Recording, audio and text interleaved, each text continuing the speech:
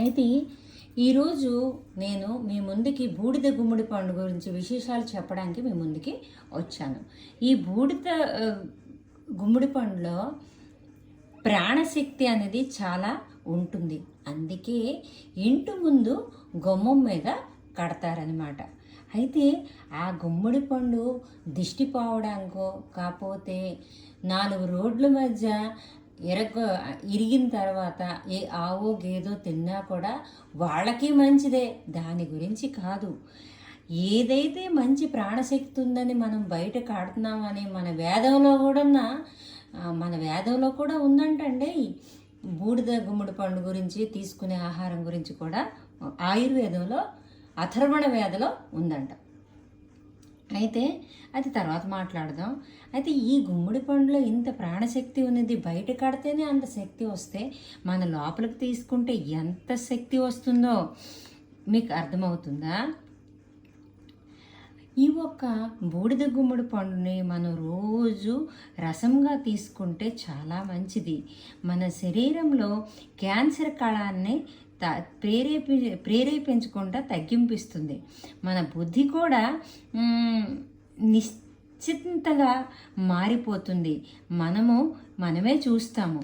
పిల్లల బుద్ధిశక్తి జ్ఞానశక్తి పెరగడానికి ఈ బూడిద గుమ్మడి పండు ఇస్తే అది కొన్ని వారాల్లోనే మీకు అర్థమవుతుంది వాళ్ళు ఎంత చురుకుగా మారతారో అని. అయితే మనము అదే ఏం చేస్తామో కాఫీ తాగుతాము. ఆ కాఫీ శక్తి ఇస్తుంది. పుల్ల గుమ్మడి పండు కూడా శక్తి ఇస్తుంది. కాఫీ ఇచ్చే శక్తిలో కెఫిన్ ఉంటుంది కాబట్టి అది మళ్ళీ అదే తాగాలని మనం ప్రేరేపించి క్యాన్సర్కి ప్రేరేపిస్తుంది. కానీ పుల్ల గుమ్మడి పండు జ్యూస్ ఇక్కడ తాగితే ప్రతిరోజు క్యాన్సర్ కణాలని నాశనం చేస్తుంది. అది కాఫీ అనేది మెదడుకి ఆందోళన ఇస్తుంది. పుల్ల గుమ్మడి పండు చురుకుదనాన్ని మరియు ఆందోళన శక్తిని తగ్గిస్తుంది. ఏది మంచిదో మనిషి మనుగడకి తినడానికి తాగడానికి చాలా ఉన్నాయి, కానీ మనమే ఎన్నుకోవాలి. ఏది కావాలో, ఏ మంత్రి కావాలో, ఎవరు దేశాన్నో రాష్ట్రాన్నో పరిపాలించడానికి ఎలా కావాలో అలాంటి దానికే అంత ఆలోచించినప్పుడు మన ఆరోగ్యం బాగుండాలి అని అనుకోవడానికి మనం ఎంత ఆలోచించాలి. అది మనము ఆలోచించి మనకి పాజిటివ్ ఎనర్జీలు ఇచ్చే ఫుడ్ని మనము ఎన్నుకోవాలి. అయితే ఇది అగ్నితో ఉండే అగ్ని అని అంటారు దేన్ని, పుల్లగుమ్ముడిని.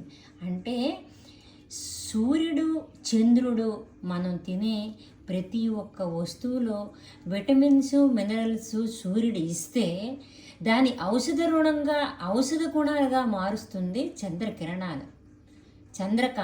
సూర్యకాంతి విటమిన్స్ మినరల్స్ ఇస్తే చంద్రుడి తాలూకా వెలుగు దానికి ఔషధాలుగా మారుతుంది.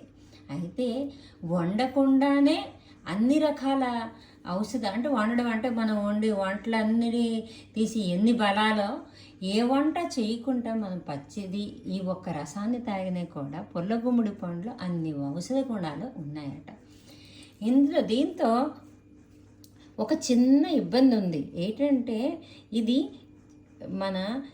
ఎప్పుడైతే మనం ఇది తీసుకుంటామో అది తీసుకున్నప్పుడు తాగినప్పుడు జలుబు చేసే చలువ గుణము ఇందులోన ఉంది. ఆ చలువ గుణానికి పోగొట్టుకోవడానికి మనం తేనె కానీ మిక్సీ చేసేటప్పుడే తేనె కానీ మిరియాలు కానీ మరి అల్లం ఇవి వేసుకొని మనం తాగితే మనకి తగ్గుతుంది. చూడండి, నేను ఈ ఒక్క పుల్ల గుమ్మడి పండు జ్యూస్ నేను సాయంత్రంకే తాగుతాను. ఎందుకంటే కాఫీ తాగిన టైంకి అయితే తెల్లవారు లేకపోతే సాయంత్రం.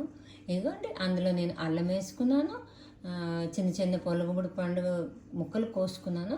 ఈ తేనెని నేను యాడ్ చేసుకుంటాను.